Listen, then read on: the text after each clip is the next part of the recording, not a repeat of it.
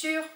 Je vais vous présenter 2 livres, donc Les Noces mécaniques et je vais vous présenter tout de suite Des œillets pour Antigone de Charlotte Bousquier aux éditions Scrinéo. On suit 3 jeunes femmes. On suit Alma, qui est en 1970 au Portugal durant la dictature de Salazar. On suit pas vraiment. On a les écrits, on la suit par rapport à son journal d'une jeune fille, dont je ne me rappelle plus le nom évidemment, qui s'est suicidée. Et on suit la sœur de celle-ci. Je me rappelle plus son prénom aussi. Oh, c'est terrible. On suit la sœur de celle-ci. Et on est essentiellement sur son point de vue à elle par rapport à celle qui s'est suicidée, parce que c'est elle qui lit le journal de sa sœur. Donc voilà. On est en 1990 avec cette dernière. Elle va retrouver le journal de sa sœur qui s'est suicidée. Elle va retrouver un pendentif aussi qui vient de sa grand-mère, qui avait été donné à sa sœur. Donc elle va récupérer le pendentif et le journal de sa sœur.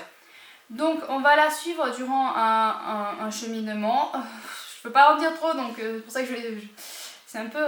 Donc on va la suivre durant le cheminement de la lecture du journal de sa sœur et durant son cheminement à elle.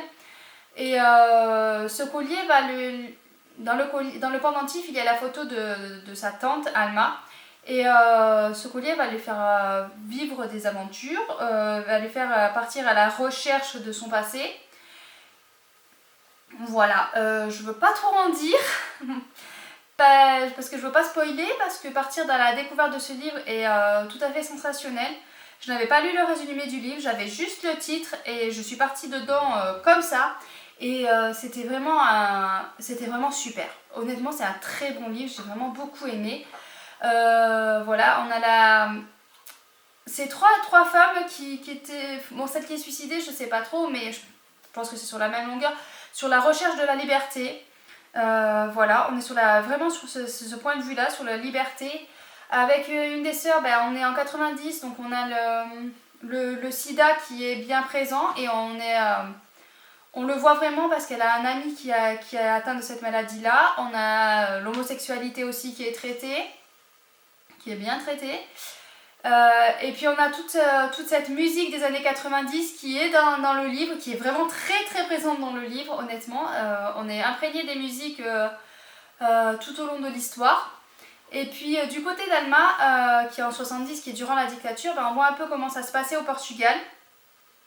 Voilà, je ne sais plus si j'avais précisé, c'est au Portugal. On voit vraiment comment ça se passe au Portugal durant cette dictature-là. On découvre son histoire qui est assez complexe, compliquée, qui n'est pas simple du tout. Et on a son côté, la recherche de la liberté avec les chevaux. C'est une amoureuse des chevaux et du coup on a ce côté-là de la liberté avec les chevaux, parce que les chevaux, je trouve que représentent bien la liberté. D'ailleurs,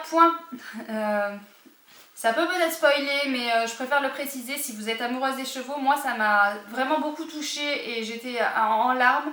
Il y a des choses qui se passent avec les chevaux qui sont assez dures, honnêtement. Moi ça m'a... C'est des passages rapides, mais ces passages rapides m'ont traumatisée, honnêtement. Ça se passe sur 2-3 pages, mais ça m'a touchée au plus profond de moi. J'étais en larmes et j'étais vraiment pas bien après, donc je préfère avertir, il y a des choses dures avec les chevaux à un moment donné. Soyez avertis, voilà. C'était la petite parenthèse vraiment pour... ça peut spoiler, mais en même temps, c'est bien de le dire parce que moi, ça m'a vraiment mis très mal. Donc voilà. Donc voilà, c'est l'histoire de 3 femmes. On les suit. On apprend à les découvrir. On en sait pas mal quand même sur ces 3 femmes-là. Non, j'ai vraiment beaucoup aimé cette histoire, ces 3 histoires en parallèle. Et ouais, c'est un très bon livre, ça va être encore, c'est un livre du PLIB, donc ça va être encore faire partie des bonnes lectures et ça va être encore difficile de deviner. Alors, désolée pour cette petite interruption, téléphone. Mon fils n'a plus cours après 2 heures, donc il faut que j'aille le chercher. Super le collège, cool. Je sais pas ce qu'ils font les professeurs, mais ils sont jamais là. Bon, passons. Donc le deuxième livre, je vous ai dit que je vous présentais Les Noces mécaniques de Marie Kneip aux éditions Plume Blanche. Donc voilà, je vous montre la couverture qui est magnifique. Je ne sais pas si vous allez bien voir à la caméra, mais honnêtement elle est magnifique. Voilà. C'est un très bon point, hein, ou un mauvais point d'ailleurs. Parce que du coup, quand on a une couverture magnifique comme ça et une édition super belle, regardez les bas de page, les débuts de chapitre, enfin, c'est vraiment très joli. C'est très très bien fait, j'aime beaucoup en tout cas, vraiment l'esthétique du livre est parfaite. Bon, alors qu'est-ce qui se passe justement quand on a un livre aussi beau que ça? Eh ben, on s'attend à ce que l'histoire soit aussi splendide. Vous allez comprendre, c'est pas le cas. Enfin pour moi, hein, évidemment, il y en a plein d'autres qui vont l'aimer, qui vont l'adorer, mais moi j'ai des petits bémols avec ce livre.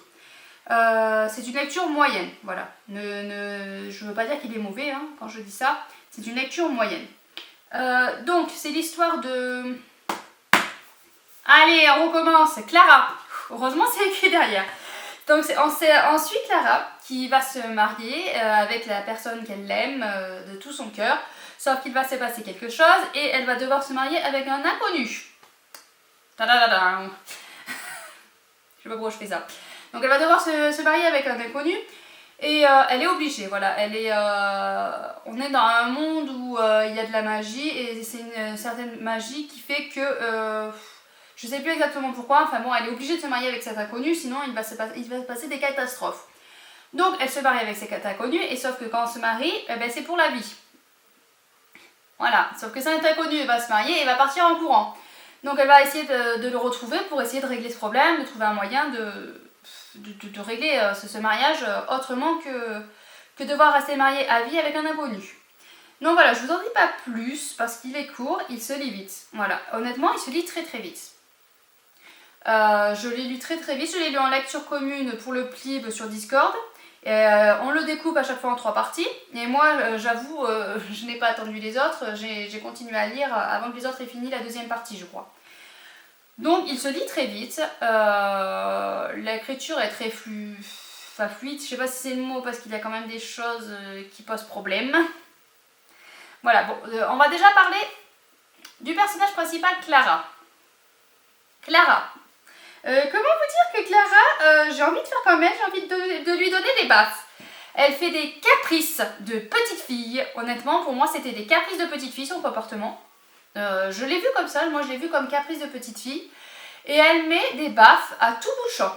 C'est pour ça que je vous dis, je voulais faire comme elle, lui mettre des baffes.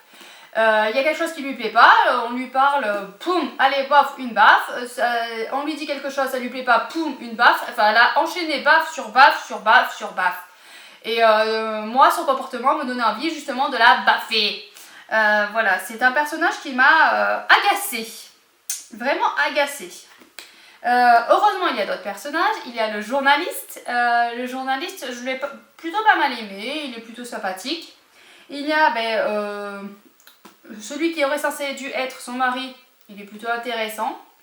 Il y a celui qui a finalement été son mari qui est intéressant et surprenant. Voilà, on apprend des choses sur lui au cours du livre qui m'a tout à fait surprise. Je ne m'attendais pas du tout, mais alors pas du tout à ça. C'est un point très positif sur la surprise. Ensuite le petit chat là. Et heureusement qu'il y avait ce petit chat, sinon sans ce chat ce livre était nul. Voilà, non je rigole mais ce chat est vraiment fantastique, j'ai vraiment adoré ce chat. Vous allez voir, c'est vraiment une très belle découverte. Ce petit chat est génial, est particulier, est génial. Voilà, que dire d'autre sur les personnages? On a un nouveau personnage qui arrive moitié du livre, 3/4 du livre, enfin je sais plus exactement.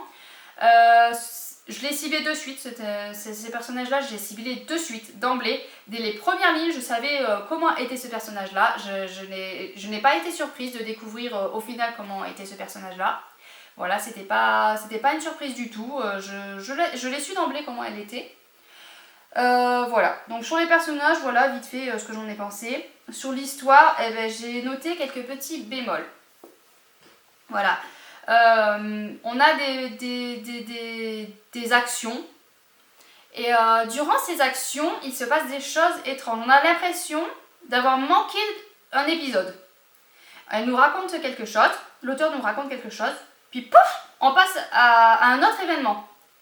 Et enfin, j'ai eu du mal à comprendre ce qui se passait, comment on en est arrivé du point là au point B. Qu'est-ce qui s'est passé à un moment donné pour qu'on arrive à ce niveau-là?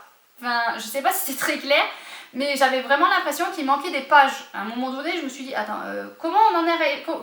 Qu'est-ce qui s'est passé là? J'ai pas compris. Voilà, il y avait des petites incohérences que je n'ai pas compris. Il y avait des petites choses qui n'allaient pas, qui ont fait que le livre m'a posé problème. Voilà, que j'ai fait, mais attends, j'ai relu, il y a un passage où j'ai relu, je suis repartie en arrière pour me dire, attends, ben non, finalement, il manque quelque chose là. Voilà, il y avait des petites choses qui ont fait que je ne comprenais pas comment on en arrivait d'un point à un autre. Et donc voilà, donc c'est pour ça que je dis que c'est une lecture moyenne, parce que c'est pour ces petites incohérences et pour ce personnage de Clara que je ne pouvais pas supporter. Et c'est le personnage principal, donc automatiquement ça pose problème. Ça pose problème. Donc sinon c'était pas une si mauvaise lecture que ça. La fin, il y a beaucoup d'action à la fin, mais du coup on retrouve un peu ces incohérences. Et la toute fin est assez rapide.